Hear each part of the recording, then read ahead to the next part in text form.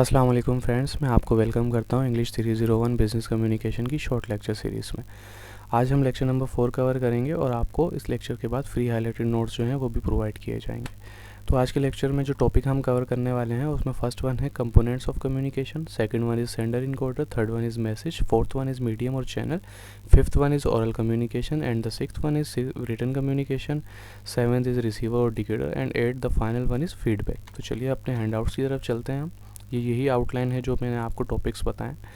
उसके बाद communication is a process of sending end receiving verbal and non verbal messages, यानी कि communication के अंदर जो है उस सेंडिंग और रिसीविंग का प्रोसेस होता है ये कि हम मैसेज सेंड करते हैं एंड देन उसके ऊपर हम फीडबैक रिसीव करते हैं। अब ये वर्बल भी हो सकता है, नॉन वर्बल भी हो सकता है, जो कि इस लेक्चर में या नेक्स्ट सेक्शन में वर्बल और नॉन वर्बल का एक पूरा लेक्चर मौजूद है, उसमें हम इसको डिटेल में डिस्कस करेंगे। Communication is consider effective when it achieve the desire reaction और रिस्पॉन्स फ्रॉम द रिसीवर, यानी कि पिछले लेक्चर में जैसे हमने बात की थी कि कम्युनिकेशन जो है वो जब इफेक्टिव होती है जब हम डिज़ायर्ड आउटपुट जो है वो रिसीव कर लेते हैं।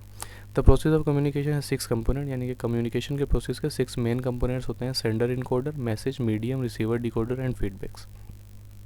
इनको वन बाय वन इस लेक्चर के अंदर डिटेल से हम डिस्कस करेंगे। Context: every message whether written real, oral और रिटर्न बिगिन विद कॉन्टेक्स्ट, यानी कि कोई भी मैसेज जो होता है अगर वो रिटर्न हो या ओरल हो उसका एक कॉन्टेक्स्ट होता है।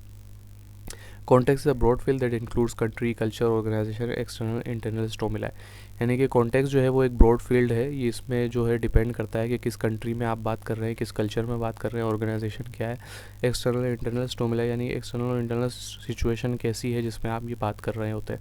यानी कि बाज़ जगहों पे ऐसा होता है, अगर हम कंट्रीज़ और कल्चर की मिसाल इस तरीके से दी जा रही है कि बहुत जगहों पे एक बात जो है हमारे यहाँ बहुत अच्छी समझी जाती है, जैसे कि हमारे यहाँ जो आई कांटेक्ट होता है वो अच्छा समझा जाता है, यानी कि उसको इतना बुरा नहीं समझा जाता, हम आई कांटेक्ट कर सकते हैं। लेकिन बाहर कंट्रीज़ के अंदर जो है वो आई कांटेक्ट को करना, घूरना, ये बहुत बुरा समझा जाता है। जैसे कि हमारी कंट्री के अंदर भी अगर एक लड़का एक लड़की को घूरे जा रहा है तो उसको बहुत बुरा समझा जाता है।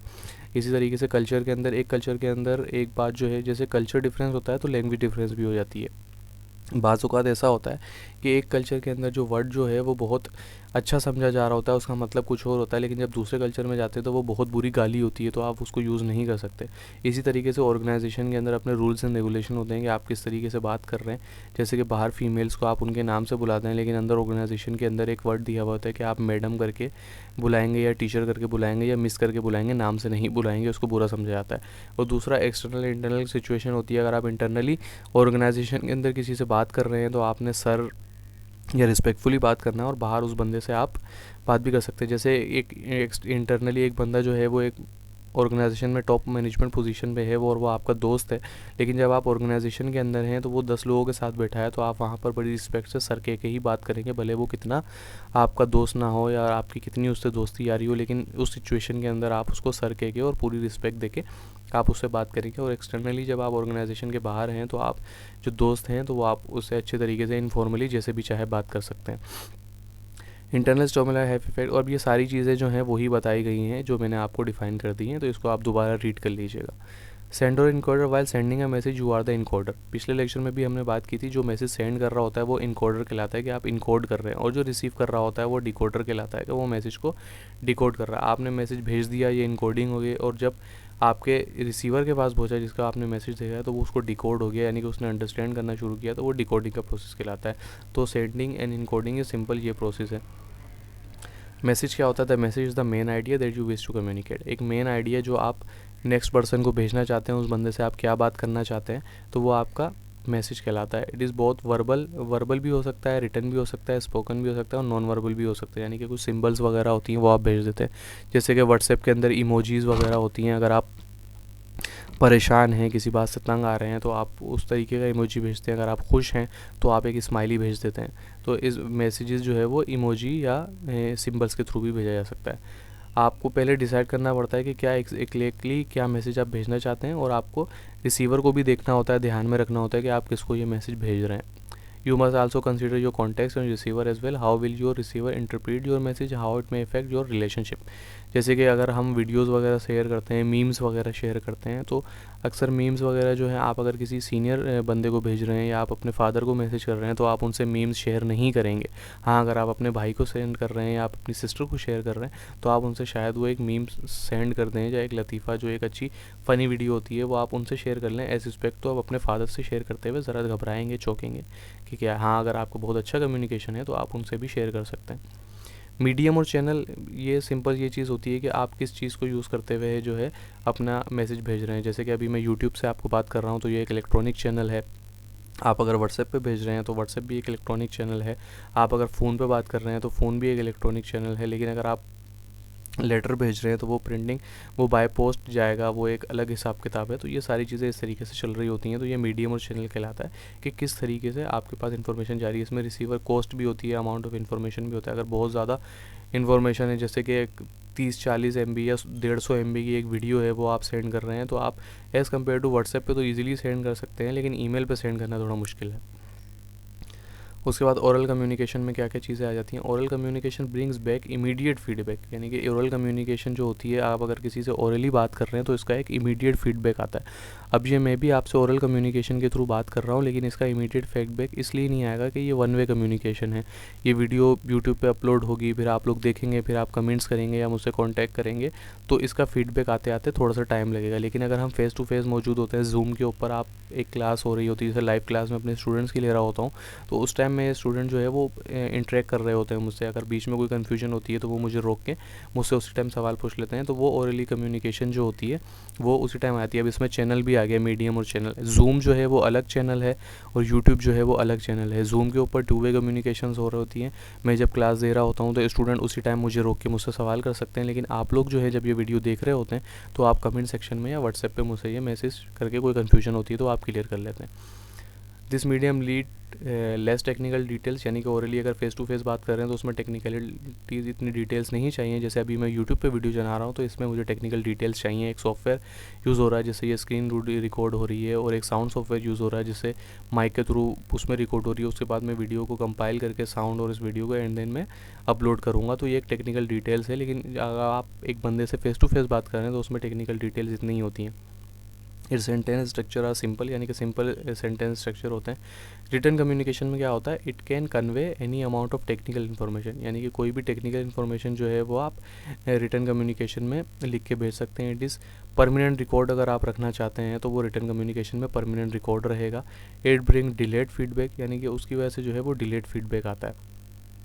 The internal communication consists of sending message inside your organization while external communication consists of sending message outside your organization, यानी कि इंटरनल कम्युनिकेशन में आप इनसाइड ऑर्गेनाइजेशन में मैसेज भेजते हैं और एक्सटर्नल कम्युनिकेशन में आप जो है outside of the organisation message भेजते हैं। अब यहाँ पे फिर बताया जा रहा है कि ये पिछले लेक्चर में जो बात हुई थी वही सेम जो है वो बातें यहाँ पर आ रही हैं। तो मेरी आपसे रिक्वेस्ट है कि अक्सर लोग क्या करते हैं कि 2-3 लेक्चर स्किप कर लेते हैं और फिर वो डायरेक्टली आगे वाले लेक्चर पे आते हैं। तो ये मत कीजिए। शुरू के जो 10 लेक्चर होते हैं वो बहुत इंपॉर्टेंट होते हैं। शुरू के 5 जो हैं वो तो मस्ट इंपॉर्टेंट होते हैं। उसमें आपकी बेस बनाई जा रही होती है कि ये लेक्चर, ये पूरा कोर्स किस चीज़ के बारे में है, इसमें क्या बात करेंगे, क्या आउटलाइन होगी, तो उसको आप लाजमी लिया करें। और जो मिड टर्म में जो क्विज़ेज़ वगैरह आ रहे होते हैं, जो असाइनमेंट आ रहे होते हैं, वो ज़्यादातर इसी को इंटरेक्ट कर रहे होते हैं। अगर ये टॉपिक आपके क्लियर है तो आप इजीली अटैम्प्ट कर सकते हैं। Memos, report, bulletin, job description जो है ये इंटरनल कम्युनिकेशन होती है। पोस्टर, नोट्स, एम्प्लॉय मैनुअल जो हैं ये इंटरनल कम्युनिकेशन के होते हैं। ओरल कम्युनिकेशन में क्या होता है, स्टाफ मीटिंग हो रही होती है, फेस टू फेस डिस्कशन हो रहा होता है, presentation, audio tapes and telephone chats वगैरह हो रही होती हैं।